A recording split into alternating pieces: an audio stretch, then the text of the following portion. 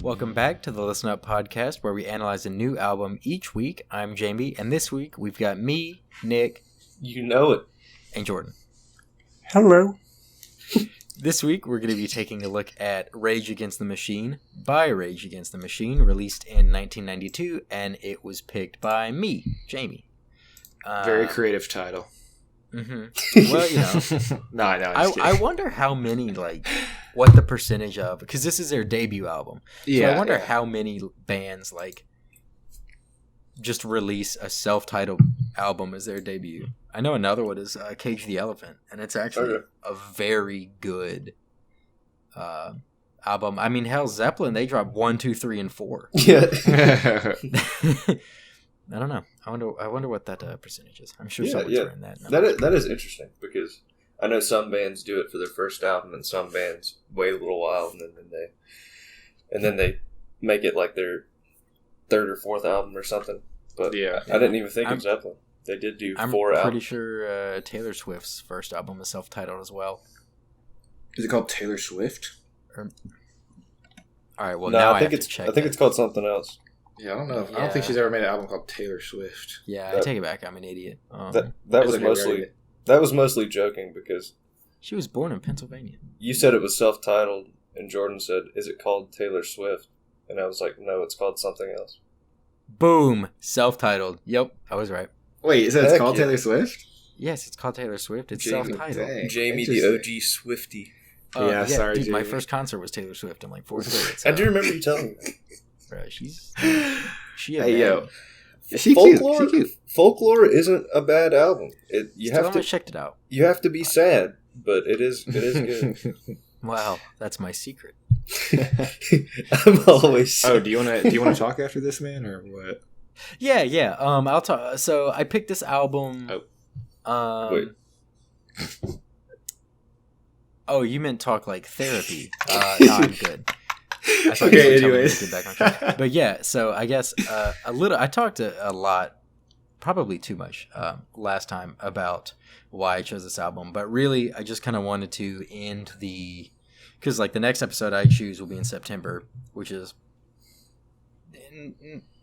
not technically the fall, but I'll be moving into a more fall feeling albums. So I wanted to wrap up my summer tenure of selection with a nice I don't know. The revolution's not done yet, so a nice funky radical bomb track. Mm-hmm. Exactly. Wanted to stoke the embers a little bit more. Yeah, so that's pretty much it. I really like this album. I'm a big fan of Rage. Got into them in high school. I like them more. As I get older, I understand their messages and agree with their messages even more. So here we are. Yeah, so I guess that kind of will look at prior experience now. I don't know about y'all, but I'm fairly familiar with Rage's work. What about the both of you, Yuns? Nick, if you want to start. Okay, I knew their hits. I knew "Killing in the Name of." I knew "Bulls on Parade." Guerrilla Radio,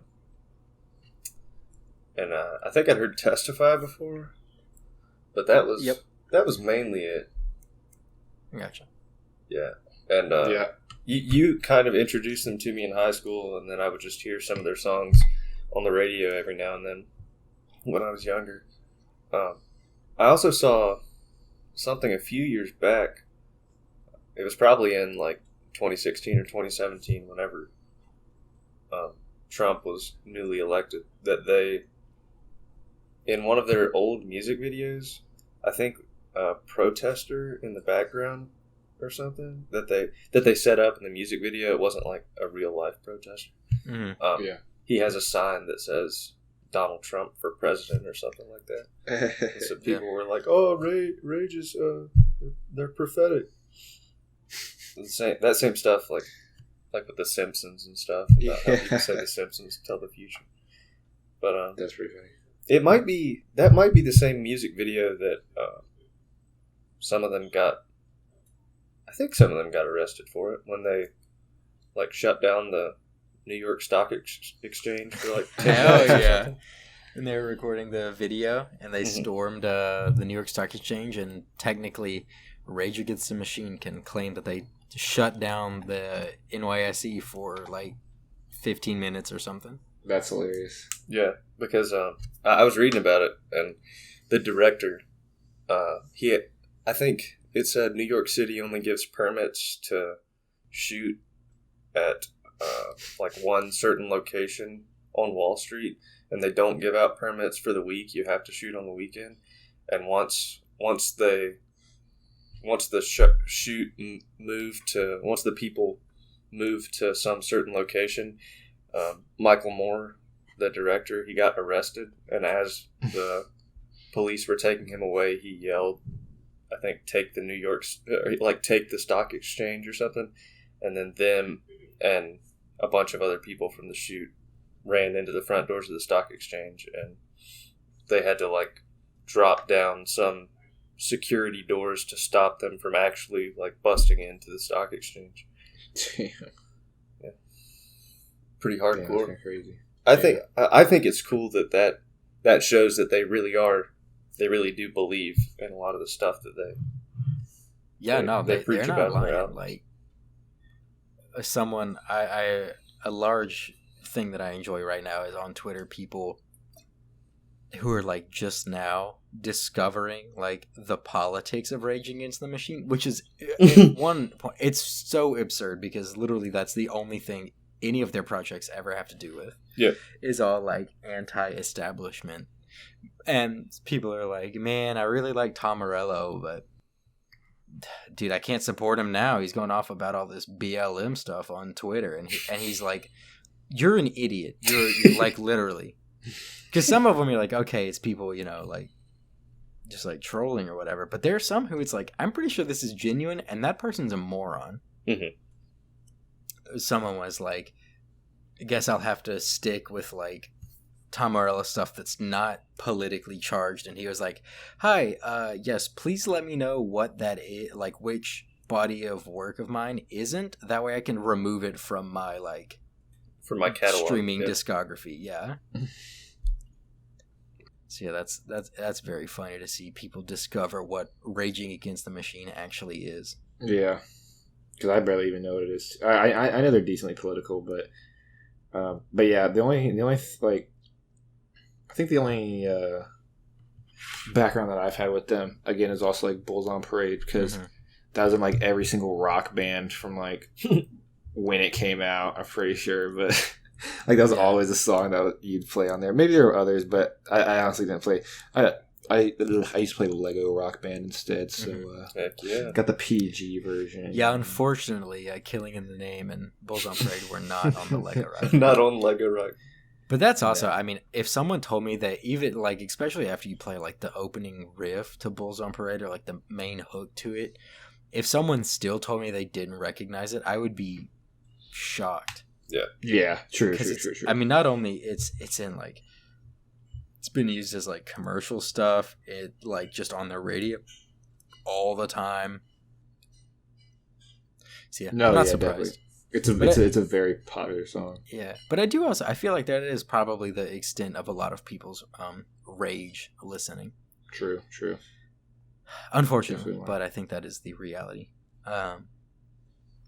Yeah, so then kind of what was y'all's initial general feelings listening through the album as like people who weren't as familiar with their work?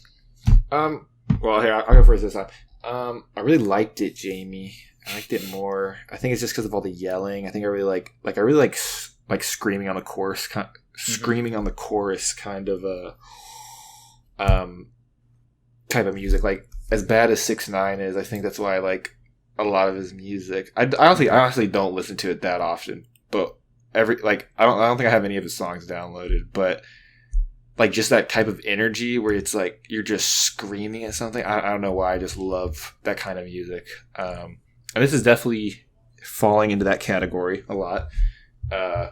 Just like, I don't know, when you like talk about things that make you mad or like you want to change or you just yell it, it just makes it that much better. And I can't really justify that, any reason, but it just it's nice to listen to. I mean, I get it. That's the whole draw to Rage for me, is like calling out, like not even just calling out a specific group, but calling out across the board, like the bullshit and hypocrisy that's like rampant in politics in both America and at large, but especially in Rage's case, in just the sham that is American donor fueled politics. Yeah, it's like, if they went on there and was like, we don't want you to do bad things, it'd be like, that doesn't excite people as much. Music as much as yelling those that work forces are the same who burn crosses. Yeah, I would say one of those definitely is more wait, say that line impactful again. Those that work forces are the same who burn crosses. Yeah, it's from Killing in the Name. That's because that song's all about police brutality. Mm-hmm. That's like what it's about. Damn, they calling them the cooker up in here, or what? The Klan. Yeah. The same people working police forces are the same who are Klan members. Dang, that's low-key relevant to today a lot, or at least what's going on. Yeah. I'm not saying every single one obviously is that, but there's a lot of the numbers are still high. Which is the song calling it like they seed it since 1992, bro. Yeah. The song "Wake Up" was in that vein too. I was listening to it earlier when I was working out today, and there's a interlude. I'm not sure who the interlude is, but it's not. Oh, okay. Genius says they're real quotes from J. Edgar Hoover, and I'm not sure if J. Edgar Hoover is saying them or if someone else is saying them through a filter, but it's talking about like killing black leaders from different. I think this quote is about Black Panther leaders. Mm-hmm. But Rage encompasses Malcolm X and I think Martin Luther King into that same theme, I guess, of killing black leaders to silence their movement and the future they're trying to create. And the fact that it's like a real quote that the director of the FBI said, let me see. Through counterintelligence, it should be possible to pinpoint potential troublemakers and neutralize them. And he's talking about and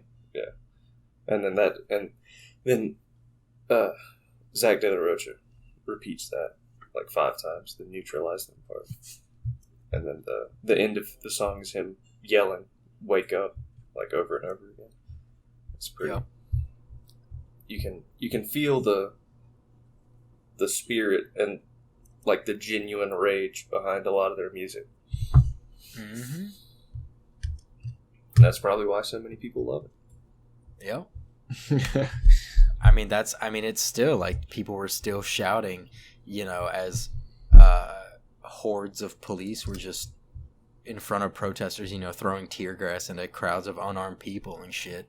Mm-hmm. Like last month, there were people shouting, "Fuck you, I won't do what you tell me," out of Killing in the Name. Mm-hmm. Yeah, because that's what it's made for. Like, I guess it was made to allow Zach and Tom, and I can never remember the other 2 people's names. But it was like a release for them. But I mean, at the same time, it's like everything you want out of a protest, like arming the proletariat music, Mm-hmm. Just ripping guitar, like that yelling hip hop that is so characteristic of Zach De La Rocha. I mean, there's so much like.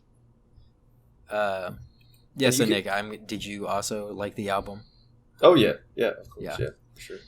Yeah, the way a lot of their choruses are just repeating like one or two phrases, one or two bars over and over again, that develops that mantra, that protest mantra like you were talking about.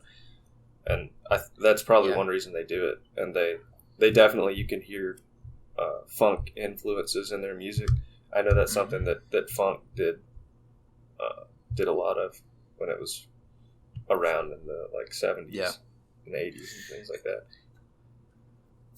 They repeat like a lot of the same phrases and riff off of different, like they keep the same rhythm a lot. Yeah, and they might switch it up and stuff, but it's more about the groove and the spirit of the music and the live environment. I'm sure is made very, very lively because of that. Yeah, if I could interject, Nick. Yeah. I haven't listened to them a lot, but the few songs that I have heard from them, I'm not Rage Against the Machine, but it kind of makes me. It kind of parallels, I think, Run the Jewels a little bit, or like, what's their thing called, or is it called Run the Jewels? Is their band name? Yeah, that's Run their the band Jewels name. is the group. It's Mike and LP. Oh yeah, we were talking about self-titled stuff earlier, and we didn't mention that. Yeah, all of the albums. Run the Jewels 1, 2, 3, and 4. Yeah. I was just saying, like from the few songs that I have heard, it seems very like it parallels each other, you know? Yeah, like they're both very intense, I think, genres of music, talking about things that matter to them, mostly them being political. Again, I haven't listened to a ton of Run the Jewels, so that might be a wrong statement. But no, that's like 100%. Yeah. Run the Jewels is a little funnier, and they throw in some more like rap tropes. Like they'll talk about like doing drugs and like having sex. But, but they weave it into the same songs where they say like, you know, you're all slaves and you should kill your masters. Yeah. Like stuff like that. I mean, and they even, Zach De La Rocha, he's featured on Just off RTJ4. Him and Pharrell are the two guests, yeah. Nice. Yeah, he's featured on that, and he's featured on their second album, too. Mm-hmm. But yeah, they're on the same idea of, like, you can't target your, like, microscope on one group. You got to call everyone out on their bullshit, otherwise people are going to get away with the same shit. True. Damn, that is pretty true. Yeah. So they're definitely like quite linked in that regard, like from a material, like the message standpoint. Mm-hmm. Yeah, I mean, because so Killing in the Name, like. It was, and the reason it's relevant right now is because it was released, like written and released, like 1992, but it was made in response to the police brutality of, you know, Rodney King in 1991, him being beat to death, and so, and the reason it's relevant is because we're dealing with the same exact shit again. Yeah. Like 28 years later. Damn, that's pretty. Yeah. Yeah. Real quick, one of my favorite things about Killing in the Name was it got to the top of the charts on the UK Christmas charts. Hang on. Yeah, it was I think it was in the 2000s. When was it? Was it in the 2000s? I thought, or maybe I just heard about that, but it was yeah, it was 2009. But the okay, so yeah, it was BBC Radio, where like they were somehow it started, I guess it's just a thing, is like the official Christmas #1 song, but somehow it started that people got behind it and wanted, and like somehow it was voted up to like the #1 song was Killing in the Name of. So that was like number 1 on the Christmas top charts. I didn't know it was 17 years after the album came out. Yeah, it was in the it was kind of like. Oh wait, what? Yeah, it says like it was yeah, like it was a the Facebook UK Christmas campaign or something, right? I don't know, but just on Genius it says it was the UK Christmas number 1 in 2009. Yeah, it was basically like they rickrolled the BBC Christmas chart with Killing in the Name of. But yeah, they got it up to number 1, and so they have the number 1 person come on and do a performance. They might have like more than number 1, but I know that the number 1 did. And so they had they had the band on to perform Killing in the Name of, which the whole last verse you have to edit because you can't say "f*** you" on the radio. And so they were like, okay, when you perform, you're going to be live on the air. Like, we're not even recording this and playing it. You're going to be live. So you can't say f***. So, like, wow. Just like, don't say that. Or maybe there is an edited version. But they were like, okay, yeah. And then when they're performing it, they immediately just still went and yelled, "F*** you, I won't do it, you tell me." Like, in response to the, like, because I think it was recorded with cameras too, and they like flipped off the cameras or something. I'm pretty sure they like immediately cut it. But yeah, they were basically like, "You're not gonna tell us like not to do that. Like you can't tell us not to do something." Yeah, that's kind of that's their whole shtick, basically. Right, as like a big production studio, like you can't expect that. Like I don't know what they thought was gonna happen. Yeah, I don't know either. I love that anecdote so much. It's so funny. This YouTube video says the broadcast was cut short by the BBC. Yeah, because they cut it, but I mean, it was still like they were not fully prepared, so like they got out at least the first 1 or 2 lines of that. Mm-hmm. Just so funny. God, that's so funny. The Christmas number 1. And that was I know they I researched them a little bit before the podcast, and I think they broke up in 2000. Mm-hmm. And oh damn! And one of their last shows was in, I can't remember when it was. I know the Last Show album was released in 2003. I remember that on Spotify. But yeah, they were looking at doing a reunion tour. Yeah. Mm-hmm. And I was going to buy tickets, but they were like $400. Yeah. Jeez. Yeah, they were super expensive, and then it got postponed because of COVID and everything. Yeah. Gosh. Yeah. Damn. $400. Jeez. That would have been awesome, though. Would have been so cool. Yeah, I know they're on parade with old gentlemen. I know their live show environment is supposed to be like insane. Didn't one of our high school teachers tell us about them performing with Wu-Tang at a festival? They both performed independently, or I guess they kind of performed together. But then when they did Bulls on Parade, like they would do. Rage would do their part, and then they would keep like the rhythm going, and Wu-Tang would come in, like different members of Wu-Tang would come in and like rap verses over like the music of Bulls on Parade, like between like where there's musical breaks, they'd be rapping during that. And our teacher said that people were like setting their festival shirts on fire and then like jumping over it out in like the like grass area. Jeez. He said it was like the whole place was just going crazy. That does sound pretty insane. Jeez. Yeah, they definitely radiate some like chaotic energy, especially. I can't even imagine just being around a bunch of other people who also want to radiate that energy, and then the next thing you know, a couch is on fire. You know? Yeah, well, it's like the whole place would be like a mosh pit. Like, there's no way that anyone would be safe. Everyone would just be flailing and head thrashing. I know. Oh my gosh! What a time to be alive. Yeah, but now we just have stupid pop stars like Ariana Grande, where people get sad at concerts. But get out of here, Lady Gaga! I want to mosh. Okay, listen. If Poker Face came on, or like. Bro, I would be moshing to that song. Or Bad Romance. Oh my gosh. It's true. It is kind we would be lit in the Alejandro. Amazing.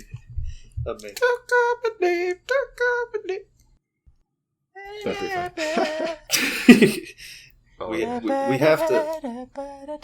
We have to stay. Okay, Jamie. We have to love. Oh, wait, sorry, Nick. What? We have to love Poker Face because of. Yep, Kid Cudi. Yeah. What's the name of the song? I can't. Make her say. Make her say. Make her say. I'll make her say. Oh. But yeah, I guess you guys want to get into some nice specifics. Pacifics, yeah. The science behind Rage Against the Machine. Just kidding. I know nothing about actual musical composition. Yeah, Jamie probably knows the most. I feel like it does sound. I was impressed at the beginning of Bomb Track. Mm-hmm. How loud the music gets when it first starts. Yeah. Compared to, I don't know if they have some ability to mix the volume higher, or if the contrast just makes it sound so much louder. But I feel like it's like naturally louder than other music that came out of my speakers. I don't know. The same way some rap has seemingly louder bass than other rap. Yeah. No. I 100% get that. Yeah, I mean, and that was probably done in like the mixing booth. I don't really know how, apart from just sheer like turning up volume knobs. I don't really know. They just strummed their guitar harder, Nick. But I love the intro to Bomb Track though. Mm-hmm. That like the like bass groove that you're like okay, and then it just comes in.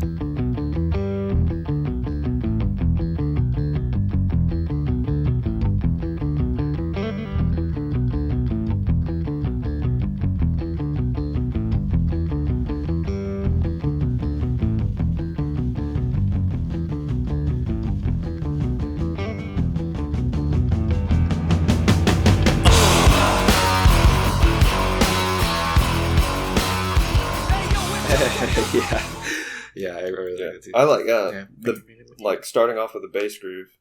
What was the third song? I can't remember. Take the Power Back. Yeah, that starts off with a really good bass groove.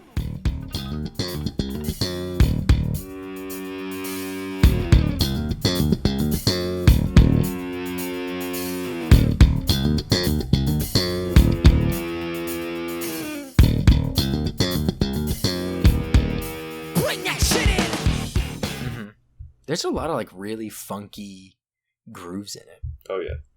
Which is, and it's funny because it's like, at least for me, I think of it as a very, the first thing I think of is Tom Morello's guitar, and then the second is like Zach De La Rocha. I never really think of it as like a bass heavy group, but if you actually listen to the music, there's like, it's really funky back there. Yeah. Mm-hmm. And you can hear bass play along with the guitar. Yeah. And maybe I noticed it in Killing in the Name. I can't remember where specifically. There's a bit, especially when they go like dun dun dun. Now you do what they told you. Now you do what they told you. Now you do what they told you. Now you do what they told you. Now you do what they told you. Now you do what they told you. You can definitely hear it there if you're listening to like a pretty, at least decent set of speakers. You can hear it. You can hear the driving bass behind it. Yeah, I think it makes it sound fuller, I guess. Mm-hmm. It makes it sound a little different than just the guitar ringing out, and I think that fullness and that heaviness of the sound aids to the atmosphere they're trying to create. Yeah, I mean, absolutely. I would definitely. Yeah. And there's a lot of that I kind of didn't really think about till I actually sat down to like look at this album. Mm-hmm. And I was like, oh, that's why I like that part so much.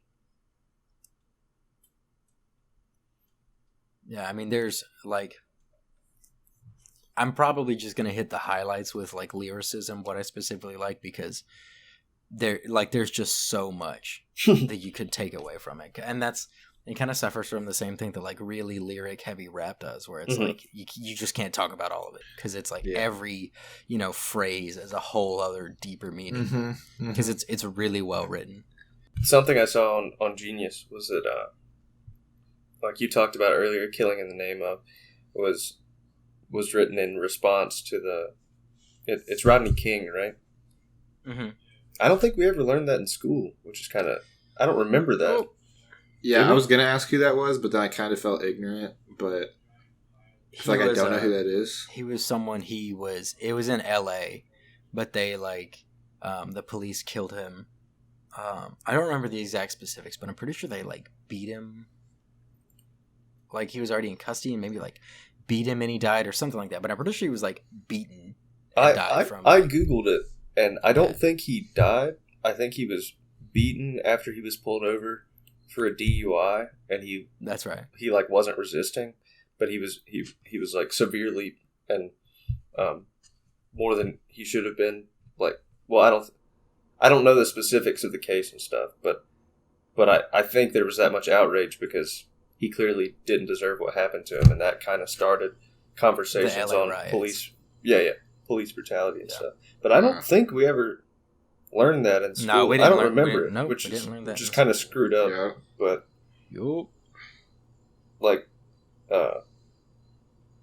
I know that this was written in response to that, but someone on Genius said they thought that Zach left off a group killing in the name of blank. He didn't put anything in the blank because he's saying because there's so many. Yeah.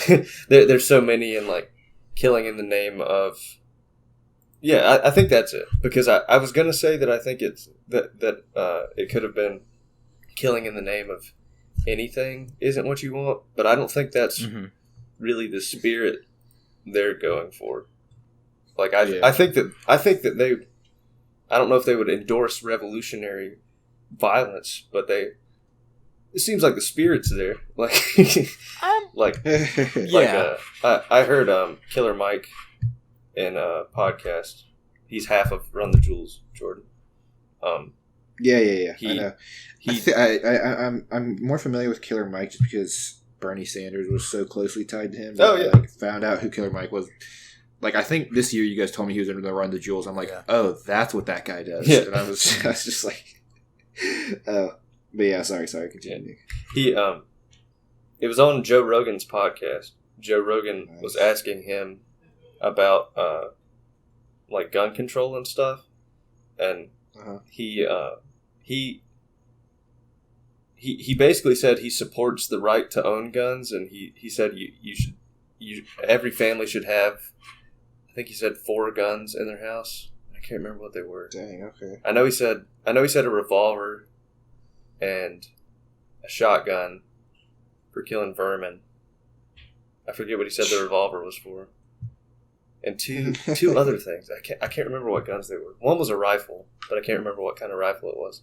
But I think he might have spoken at some sort of NRA event and was talking. He was trying to talk to other people of his educated caliber who were big supporters of gun control, and he was trying to voice his opinions.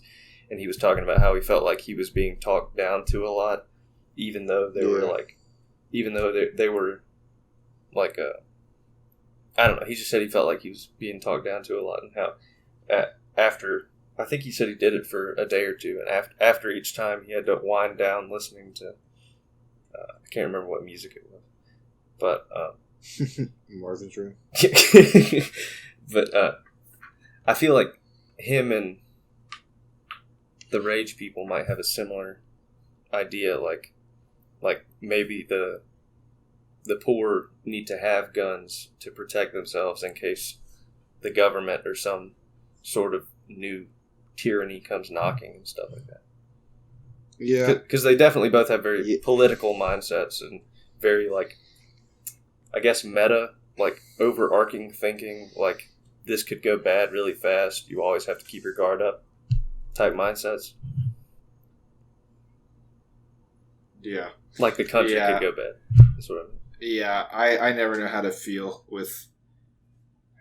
I'm definitely not trying to get into this conversation, but I never know how to feel with guns. I think I am, pro a little bit more gun control, but, as far as just, people who want it, yeah, because there's, as you just get older, there's, so many different people you meet. There's, people who have guns and want gun control. There's people who don't have guns but want gun control. There's people who don't have guns but don't want gun control, and there's it's like everybody, and you just have to listen to a lot of opinions to like know. Hopefully you can find like common enough ground to get it. I guess some of this album helps spark obviously like harder conversations that maybe more be taboo, especially like this, like police brutality even back then was a little bit more taboo to talk about, because you're like, oh, like they're risking their lives for you, and you shouldn't like, I mean, this is what their brand is about too, like not like disobeying authority because like they help you, or they're like supposed to help you, it's like it's rude if someone's doing something nice for you to like call them out, but really they're like not doing something nice. Yeah. It's like the idea, but then you look at it, you're like, wait, they're not all the time, the best. Wait, they shouldn't be just excused. Yeah, they're kind of taking advantage of the power that we gave them. Yeah. That's exactly what power it is. unchecked is bad, no matter who's holding it. Yeah, except when I'm holding it. Then it's good. But no, yeah, I is think the new king of the United States. Calm down, Republican. What? Technically, I'm registered. That's their whole thing. That's the government doesn't have any right to take away my guns, but I have right to choke people to death be judged and executioner. Women don't need to have abortions because who cares about their bodies? That's the whole thing. That's their whole. Yeah, I've been looking. There's a lot of hypocrisy, but I think one thing this album does well is help start a conversation for a lot of things, or at least it can. If people are open, then it definitely can. Yeah, and I think that's what music has always kind of done. Like even when it comes to like stuff like sex or like, I mean. I don't think, advocating for drugs is like the best thing, but like doing it in a way that doesn't make, I mean, if you're doing like cocaine, maybe that's not like the best thing, but just like normalizing some normalizing, going through hard times, maybe you pick up something, something like that, but yeah, absolutely. Helps drive conversation. Yeah, I mean, that's what art does. Art has always existed as a place that, whether people realize it or not, I mean, I know. Art is where the people talk. That's like the public voice. So, you can have whatever conversation you want behind closed doors, but like, art is for the people. So that's really, if you want to get a good feeling of how your general like person is probably experiencing things, you just like listen to stuff they create, Yeah, and or like stuff they listen to. Yeah, and like the last thing about like that, and I sorry, I'm getting sidetracked from the album again, but I think Nick may relate to it on like a more personal level, just because I feel like we had like a similar upbringing that like we were both taught something and then kind of like found out other things when we went to college. But like I kind of like disregarded art back in high school. I was like, if I ever went to like a museum, I'd be like, "Oh, this is stupid." It's like a blue square. I'm like, and you can still have that opinion. Like maybe not all art is art, but I feel like I didn't like respect it enough. I guess, like especially a lot of like, I don't know. I'm like, oh, they're just being weird, or like, I don't know. I can't remember exactly what my opinions were, but I don't think I was like, wow, that's really like heartfelt, and like they put a lot of time and effort into it. I think I was just like, yeah, they just did that for no reason, just because they're an artist and they just make stuff. I don't know how to exactly say it, but I understand what you mean. I have a much higher appreciation for art than I used to, and I still don't know much about art or about painting or creating like any sort of exhibit or anything. But it's neat that it's really awesome that other people have the ability to creatively think of something that they want to show other people, and that that might, even if it doesn't have like a message that they're trying to move society forward, even if it's just something really interesting to look at, maybe it means something to them, and they might if you listen to them, they might convey that to you. Yeah, definitely. And I think there's definitely, like you said, like I used to not really care about art and things like that. And I've never really been to an art museum, I don't think. But I'd like to go to the NCMA, the North Carolina Museum of Art, because it's like 10 minutes. Dude, it's pretty nice. Yeah, it's pretty cool. Yeah, I think the inside of it's closed right now because of COVID. I think probably, but the park is open. I know that. But yeah, going back to the actual thingy, whatever it's called, the album. I really like the intensity of Bullet in the Head. Mm-hmm. I like isn't there like I think there's a guitar solo or like one where the guitar really like sets out a part in there where it's just like the classic, like high pitched, bringing your fingers into like the inner frets and just going like, yeah.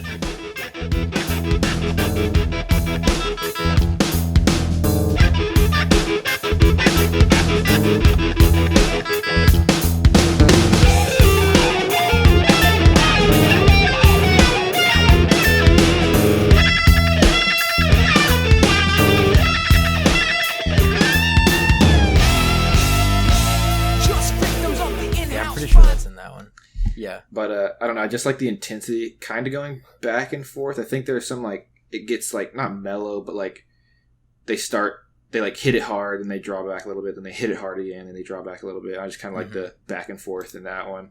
Yeah, I love the end of verse 2 in there where it's the whole chorus. It's everything, but then like the last 4 lines are believing all the lies that they're telling ya, buying all the products that they're selling ya. Things they jump and just say how high your brain dead. You got a fucking bullet in your head. Yeah, I love that because it's all. Yeah, I mean, like it's all about standing in line, believing the lies. You bow down to the flag. You got a bullet in your head. Yeah, dude. It's like dude, honestly, talking about this album makes me want to like bring up so many like related issues of this, but I'm like trying to like stay on topic of like yeah. like just like saying like the Pledge of Allegiance every morning. Like how like weird was that, I always thought it was super weird. I did not until like after I graduated. Like junior year, I was like, yeah, this is kind of weird. I'm like, I still stood up because I didn't want anyone to be like, why aren't you standing? But I didn't say it. I just like stood there. The weirdest thing, I think I told you guys this. I might have mentioned it in the podcast actually. This dude didn't stand up. So our teacher, after the announcements were off, made us all stand back up. Made this kid stand up and like say it. And I was like, bruh, just let him like vibe, dude. Just like, that's crazy. That's shit that like this is about. Yeah.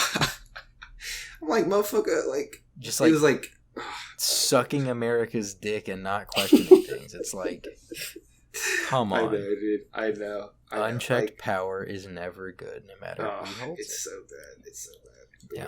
I'm like, what if my man's tired this morning? What if he just got in a fight with like his mom and dad, or like he's just like depressed, Like the last thing that's on his mind is like saying the Pledge of Allegiance. Let me respect my country at 7:45 in the morning. Break down the name of it, the Pledge of Allegiance.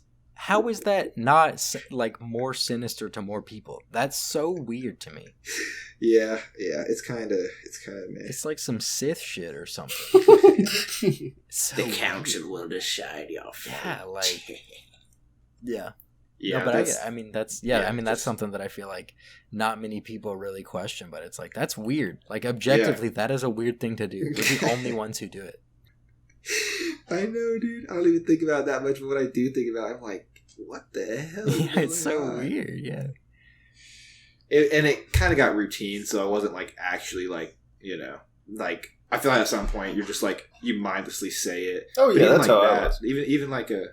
Wait, what, Nick? That's how I was. Like, I never stood up and really thought about what I was saying. It was just what I did since I was in kindergarten, so I just did it every day. And I guess you can even have so a weird take on it's that. Naturalized from such an early age. That's so weird. I think you can have another, like, talk about, like, not even just saying it, but being so, like, desensitized to saying it your whole life. You're just like, let's do this, and like you don't think twice about it, Yeah. I mean, also it's like the people would get mad if like you leave off like the under God part, which shouldn't be there because it's literally separation of church and state. That's in the Bill of Rights from the beginning of the country. And people get mad about it. It was added in like the 50s. That's like Cold War shit. Yeah. And people get upset about it like it's like a cornerstone of the country. It's like, no. You're just blindly following this. Yeah, I know. And that's something I've tried to do less and less as I get older. But like kids follow. Like that's what they do usually. You know? Right. And that's why I'm like I was going down a path. Not saying that like I think my life would have turned out pretty much the same. Like a lot of money and like socioeconomic stuff and like race has to do with like where you'll end up too if like you don't actively try to get out of it. But like I'm saying, like even if I'm like super left or super right somehow in different lifetimes, I would still end up pretty much where I am right now, as far as like comfortability and like just the world goes, you know. Yeah. But yeah, I don't know. I've tried to question more things and not just do it because I was always the teacher's pet that would just like do stuff, you know, just for the sake of having people like me, you know. And I still do that kind of, you know. I try not to, but you know, I'm a winning others over, you know. I don't really like people not liking me, but I still try to like. I'm trying to have more, what's it called, like actual opinions rather than just like, oh yeah, you're allowed to have that opinion. But then like I don't say anything, even though like I might think it's wrong or something. But yeah. I'm trying. Yeah, and I've gotten a lot more of that spirit of just having your own opinions and standing up for those opinions. I guess over the last summer and year, I guess, I think, I definitely used to be a lot more of a people pleaser, and I really didn't like to tell people no and things like that. And one of the reasons I took a new job at work is because I know I'll have to tell people like, hey, you actually can't do that while you're in the building. and I'll have to do that like every day. And I got that job before the summer started, and I think and I knew I was going to have to go into it, and I already had some experience doing that in my previous position, but I think my internship over the summer just helped get me out of my shell a little bit, and just showed me like people don't have these opinions of these people that you run into, like you're probably never going to see them again, and it's and like you're the one who has the responsibility to keep everyone safe, and you're doing more than your job. You're like, the reasons those policies exist are to create an equal and clean and welcoming environment for everyone, and like by enforcing them, you do that. So if you know how to justify the opinions that you have, or the action of telling someone no for a reason, then it makes it easy. Or the action for standing up for what you believe in, if you have justification for the feelings that you have, it just makes sense. It's like, this is how I feel. Some people are going to be like, yeah, but some people are going to be like, that's stupid. And then you're like, well, now I don't know what to do anymore. I try to tell you, but... well, I'm sorry. Yeah. I apologize if you think that's stupid. What I do. But that's the rules. I don't know how to teach you that you should care about other people, you know? Yeah. Sorry, I can't teach you empathy right now. I have to just go do other stuff. I have to go get money real quick. So sorry about it. Okay, Jamie, do you want to say more of your standout points? Did you have more? I mean, I could go on.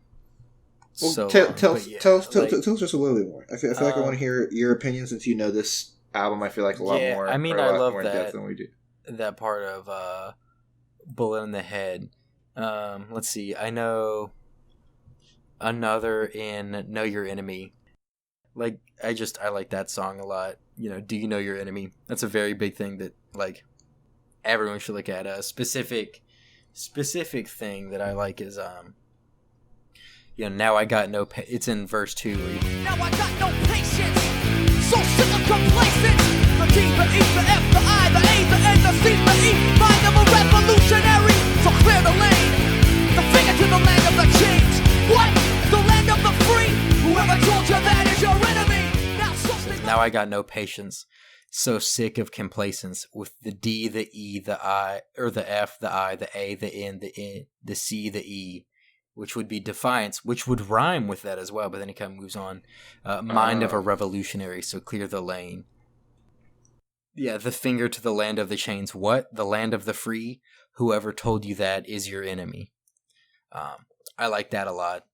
That whole part, especially, the end of that where, like, the land of the chains. Oh, what? You thought it was the land of the free? No, whoever told you that is trying to, they're not your friend. They are your enemy. No, okay. And that's the song where at the end the music cuts and he just repeats that same line, the all of which are American dreams. Well, even more impactful than that, the outro is, yes, I know my enemies. They're the teachers who taught me to fight me. Compromise, conformity, assimilation, submission, ignorance, hypocrisy, brutality, the elite, all of which are American dreams. All of which are American dreams. All of which are American dreams. All of which are American dreams. All of which are American dreams. All of which are American dreams. come on, yes, I know my enemies. They're the teachers who taught me to fight me. Compromise, conformity, assimilation, submission, ignorance, hypocrisy, brutality, the elite, all of which are American dreams. And then, yeah, he says that like 10 times or whatever. Yeah, I mean, I don't agree that, teachers are the enemy. Because I think that teachers are also there, especially now, there are more and more where, teachers are the people who are like the ones who can stand between, especially if like you're raised by like backward ass parents. Sometimes all it takes is like one really good teacher to show you, like, to let you see through the bullshit. But I definitely would concur that the enemies are the people who try to instill all of that into, the youth, because that's how you get cogs in the capitalist machine. You have to break people's spirits first. Or not necessarily their spirits, but their individuality. Yeah, that's a good way to say it. That is a good way of saying it. Damn. Just let them roll into the college machine. We're all being groomed by the government. Yeah. Yeah, I mean, there's so much, and that's their whole discography. Like, if you like this, I would strongly recommend Battle for L.A. That's I think it's their third album. That one's really good. That's where, like, Testify, Calm Like a Bomb, other stuff. That's probably my other favorite album of theirs. But yeah, I mean, I really like this album. Especially, you really get into the words, and it's like, yeah, this is the fact that it's still relevant, 28 years later and counting. Because these issues are not going away overnight. Yeah. I think that speaks to the like almost prophetic nature of it. Yeah. I think that definitely proves the value of, because I think probably when they presented these ideas, a lot of people probably thought, well, it's not this bad. Like, they're making this sound like the government's trying to like suck our souls out and like make us and like brainwash us. And I'm sure a lot of people probably thought that their opinions were like super radical. And while their music does have a radical feel to it and a radical energy, like a lot of the problems have been exposed to be present today and have been present for a long time. And similar to them with Run the Jewels that we keep coming back to, they were recently on a podcast with Rick Rubin, and he was talking about how they recorded their new album like a year before George Floyd's death and like all of and the BLM movement and things like that, and it came out. I think it came out like a couple weeks or a month before that stuff really kicked off. And no, it came out at in early June. Oh, okay. So yeah, that was but yeah, it came, and part of it came. They actually released it a few days early because they were like, it was going to be this Friday, but you guys we need this shit now. Yeah. I think it was it was released on June 20. It was released on June 3rd. Yeah, because they were like, I forget the post. They said it in the post, but they were like, the world needs this shit ASAP. So here it is. Mm-hmm. And Rick Rubin was talking about how prophetic they were, and how protest music is needed today, like it was, like it always has been needed, stuff like that. It's cool. It's cool to see the parallels. It's kind of like that thing, like what is it? That mantra, we have to know history so we don't let it repeat itself, or something like that. And you don't really realize how true it is until you see it for yourself. Like, oh. Isn't it like sorry, Nick. Isn't it like those who? Oh my gosh! Wait, it's those who. What is it? It's like it's those who something history are doomed to repeat itself. Yeah. Oh my gosh! Hold on. Probably like refuse it or ignore it or something like that.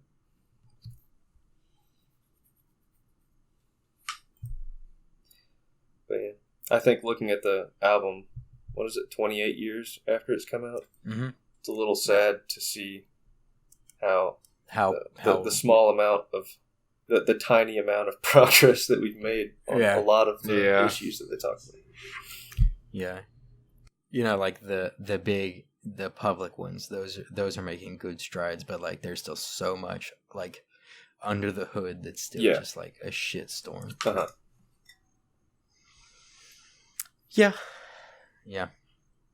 But, at least those conversations are happening more. Even if slowly, at least they're happening now. Yeah. Yeah. And that's what I can't remember if it was Killer Mike or LP who said it, or if it was Rick Rubin who said it in that podcast, but I feel like one of them said I think Rick asked them if they thought protest music was more for the protesters to give them energy and spirit, or if it was to try and convince the other side. And they basically said that they agreed that it's very difficult to convince someone on the other side with like that much attitude against them in the song that you come out with, but maybe they can have like a line in there that like flips a little switch in that person's head, and they're like, oh, maybe what I think is backwards, because it doesn't all add up. Yeah. Makes you think. Yeah. Definitely does make you think. Yeah. If that's it, do we want to wrap her up? Yeah, we can. I guess we'll throw in, our ratings. Yeah. That's what for me, 8.5 out of 10. Okay. And then I guess Nick and then Jordan, you can announce next week's as well. Wait, I think it's Nick's turn, right? No, it's your turn. You're after me. Yeah. Do you not have an album? All right. We are coming back in. Jordan now has his pick. So, Nick, if you want to take it away, and then Jordan, you can announce next week's album. Oh yeah, right.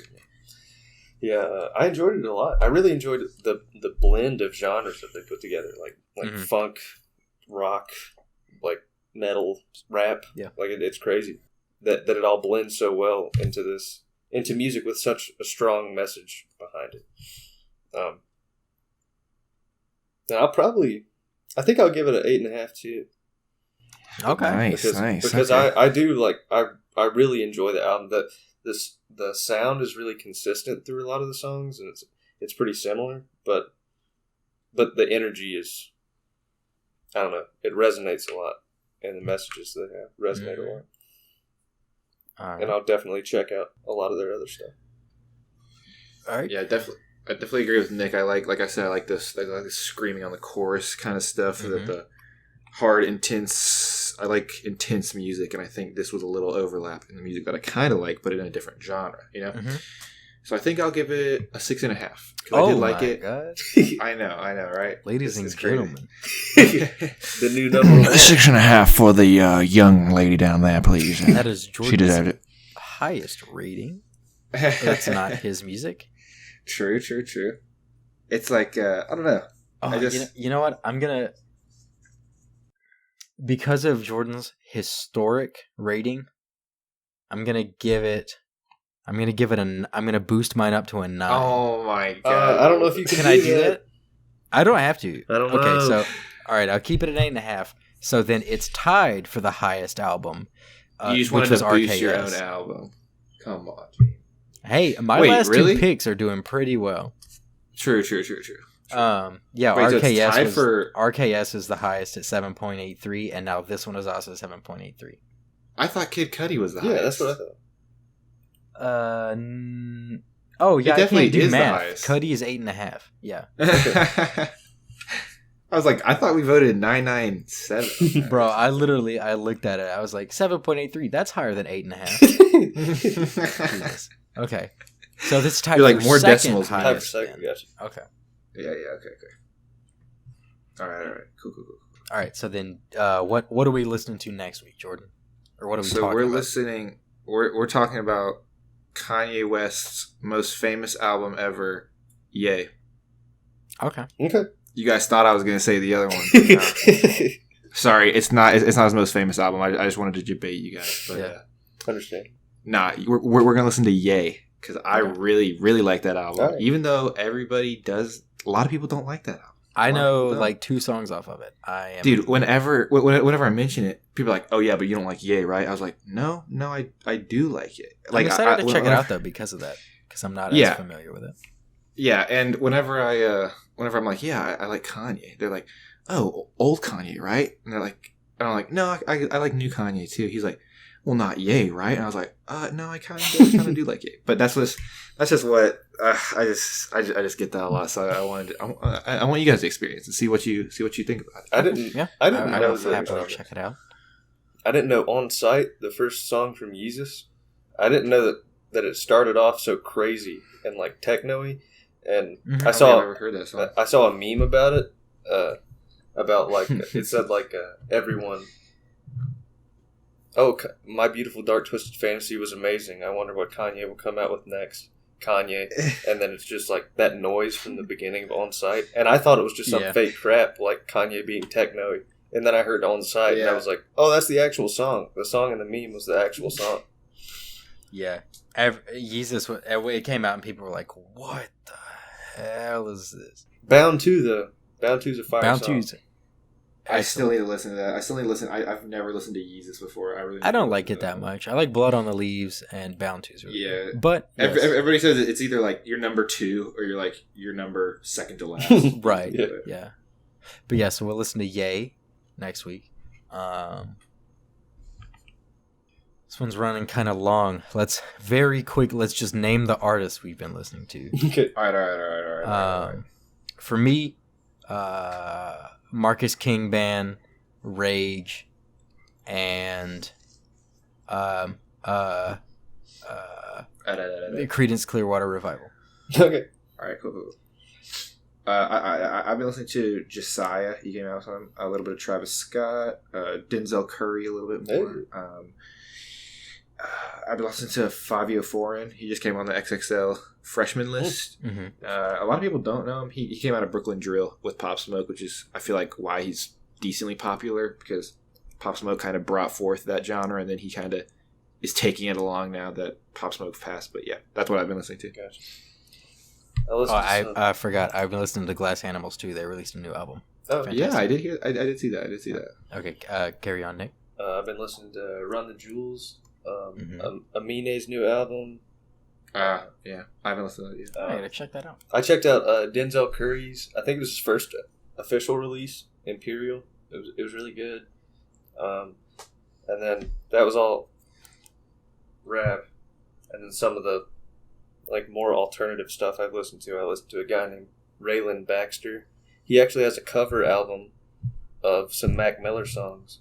It was like a tribute after Mac Miller died, and they're all pretty good. And his other music's good too. Raylan Baxter, Blake Mills. Nice. He's session guitarist in LA and wherever, and he's also a producer. But I listened to Blake Mills and Wilco. I've been listening to some Wilco, some good alternative singer songwritery, Americana-y stuff. It's good. It's my vibe, my usual vibe when I'm not listening to Run the Jewels protest music, Rage Against the Machine. Nice. All right. Well, then I guess with that, we can wrap her up. We wanted to say thanks again for listening this week, and remember to tune in next week where we'll be taking a look at Yay by Kanye West. Be sure to give it a listen so you can have your own thoughts and, kind of join in the discussion a little bit. And feel free to either leave a comment about your thoughts on this week's album on YouTube, or you can tweet them at us. We're on Twitter at ListenUpPod, and that account, as well as our personal handles, will be in the description of wherever you found this podcast. But for now, we'll catch you next week, and remember to listen up.